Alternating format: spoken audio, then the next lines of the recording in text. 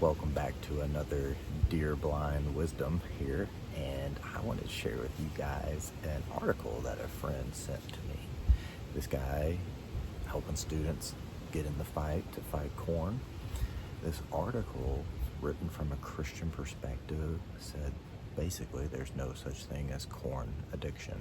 There's corn habits that are wrecking people's lives, but clinically it doesn't change your brain, therefore it's not classified as an addiction, and men want to use the addiction kind of label as an excuse, because if it's addiction you need outside help. I gave a little comment on the article. The author is absolutely getting blown up in the comment section, and he keeps citing all these older, some not so old, just studies, and saying science doesn't include that.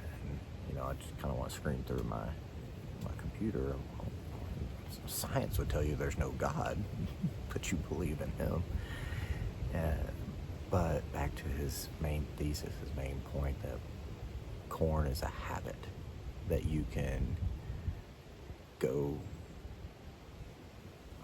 I just got a text message I really need to read. And we're back, sorry. That was an important text message. Somebody needed something.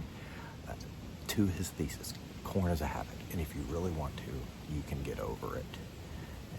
Man, I think, this is funny, look, I don't know if y'all can see this. Can you see through that screen, that turkey? Yeah, look at that. I've had people mention, how many animals are you scaring off sitting in here talking in the deer blind? Well, there's a turkey right there. Walking right around me. I usually have deer all around too, but the wind is howling right now, so I doubt you can hear me. She can, it's a hint. But is corn just a habit that you can get over? Well, I think science is catching up that no, you need outside help. This has been my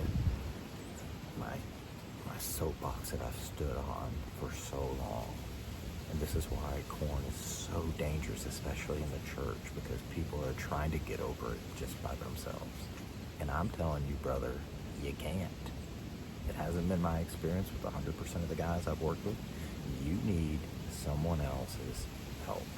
And if you don't ask for somebody's help, you won't get over it. So back to this article, you guys can read the comments below. Man, everybody's telling them, I had to get help. I had to seek help before I found freedom. And he's still sticking to his guns. Well, science doesn't call it an addiction. I mean, I don't care what science calls it. I'm not a science denier by any stretch of the imagination, but you have to understand in some things, and especially in this area, science is not your friend. What's his name? Huberman Lab. I love that guy. I've read some of his stuff. I've watched a lot of his videos. I think when it comes to just being able to communicate dense, hard to understand neuroscience, technical analysis type stuff, that guy is a genius. But I've seen in many clips where he said, corn in moderation is okay. I'm not going to tell anybody how much, or not necessarily saying corn is bad. He says stuff he says. Not going to say necessarily corn is bad. Well, I'm going to be a man right now and tell you corn is bad. I'll try to play that clip right here if I can find it. Corn is bad. Even the smallest amount of it is bad. It is messing with your brain. It's creating neural pathways, which he agrees, that's going to lead you down an easier path towards that the next time and the next time, and then it's going to get deeper, darker, and worse. So is it a habit or is it an addiction? For sure. Some people, are creating a bad habit, but all bad habits lead to addictions.